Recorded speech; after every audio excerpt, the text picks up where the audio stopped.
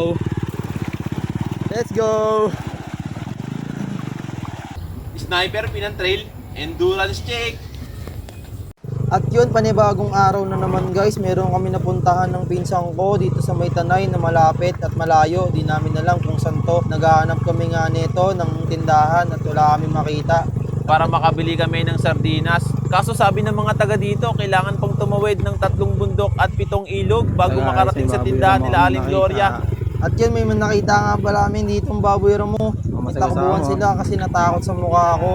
At ito na nga pala yung unang ilog na aming pupuntahan. Testingin natin yung sniper kung kaya tumawid ni sniper dito sa ilog na to. Testingin na natin guys. Tara, papakita namin sa inyo kung paano tumawid yung sniper kahit ganyan kababaw yung tubig.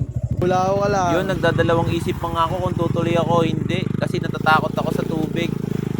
Ayan, tignan mo, sinubukan niya na talagang itawid ang kanyang sniper sa unang try. Kinakabahan pa siya daw. Hala, nakabangga yata ako ng isda.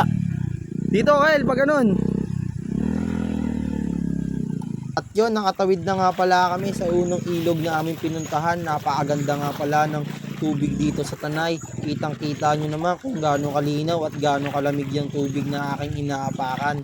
At eto nga pala, may natagpuan kaming tindahan ng gasolina. Kasi 1 bar na lang gasolina namin. Baka tumirik kami sa ilog, guys. Mahirap talagang tumirik sa ilog. Malalayo pa yung mga tindahan dito. Yung tindahan na ito, wala dito yung hinahanap namin na binibenta nila. Kila Aling Gloria lang talaga meron. So, kailangan natin tumawid sa 7 ilog at 3 bundok. At isasali na nga pala namin yung nabili naming gasolina. Napakaangas nga pala ng lagayan ng gasolina nila dito. Nakalagay sa isang bote at kailangan mo pa ng imbudo para masalin yung gasolina. At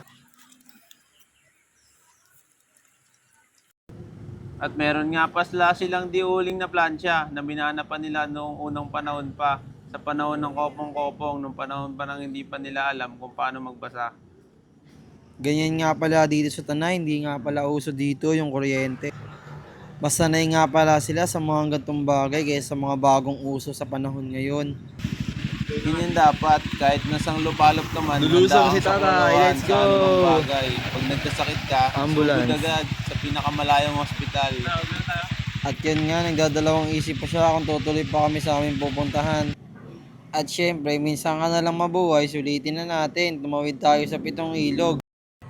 At ayan na nga po, tatawid na po tayo sa pang-apat na kumukulong laway. Let's go, kaya natin to, walang susuko. Kayang-kaya, napakababaw lang ng kumukulong ilog na yan. Eh no, basic na kay sniper oh. Dapat si enduro na lang ginamit ko, hindi na lang si sniper oh. Parang hirap na hirap si sniper oh. Pero okay lang yan, kayang-kaya naman eh. Tignan mo nga naman kung gaano kalinaw dito sa Tanay. Minsan lang namin makita to kaya susulitin na namin hanggang dulo. Ito nga pala yung pang-5 ilog na aming dadaanan. Napakaangas nga nito kasi medyo malalim. Susubukan ng pinsan ko kung kaya niya. Tignan makikita nyo naman guys kung gaano kalalim. Halos malubog na yung gulong ng pinsan ko pero tuloy lang. May pampagawa naman daw siya ng motor eh. Ay putik, mukhang nakabangga yata ulit ng isda. Back tayo. Yung chinelas ko pare. Sayang yung chinelas ko, 150 rin yan. At yun nga, napakalalim pala na itong pang-5 ilog pero kakayanin nakakaon namin. na siya. Hindi na lang, mararating na namin yung pang ng itong ilog na to. At yun nga, malapit na yung balik kita tayo, maahon. Napakalupit, araw-araw niya ginagawa kaya basic Gayin na to! sa kanya yung ganyang kalalim. At ito na nga pala yung pang-6 na ilog na aming dadaanan, konti na lang.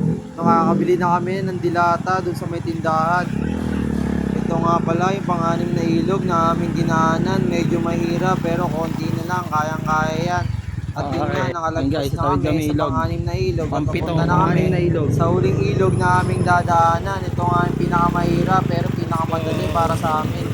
Kasi dahil nakatawid na kami sa ilang ilog, basic na lang sa amin lahat dahil natagpasan na namin yung una hanggang pang-6 na ilog. Makakarating na kami sa may tindahan ni Aling Gloria at makakabili na nga kami ng sardinas na inaasam namin. Very organic talaga mga pare. Ang 7 ilog. Akala namin tapos na yung ilog, meron pa pala. Grabe naman dito sa Ayun, guys, Tanay, walang tawid kami katapos ilog. ang ilog. Tignan mo, Pang-7, halos na lahat ilog. na yata ng ilog dito sa Tanay, nadaanan na namin.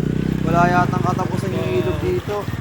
Sabi mo sa dito, 7 ilog lang daw pero napakadami pala ng ilog dito. Nagpas 7 na tinatawid namin. Sasawa na kami sa kakatawid. Sige, tuloy lang. hanggat di nasisira yung motor, tara subukan pa natin para hindi na tayo makauwi. At ito na yata yung huling ilog na aming dadaanan kasi may nakita na kaming arko. Ito na Last yata yun. one. Go, Ayan, Michael. tumatawid na yung pinsang ko, malapit namin. At si tatay, tinanong namin, ano, nahihirapan ba kayo? Kasi basic lang sa amin yan sa araw-araw. Kaya yung dulo na. Ay, yun nga, nakita na namin yung napakagandang tanawin. Solid lahat ng aming pagod sa pagtawid sa ilang ilog. Napakaganda pala dito. Medyo malabo lang ngayon dahil umulan, kaya ganyan. Enjoy nyo yung buhay, ganun. At yun, sa wakas, nakapunta na kami sa tindahan ni Aling Elma. Hindi ko alam kung anong Mag-rides pangalan lang niya. kahit ba. At ito na nga pala yung binili naming isang pirasong dilata. Halos tumawid kami ng 10 ilog. At magpapaalam na ako. Guys, dito kami Goodbye. nakahanap na spot. Tingnan nyo kami nakahanap na spot.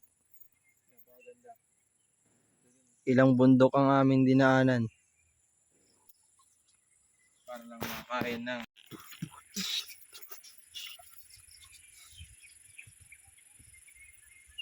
So yun guys, nakahanap kami ng spot.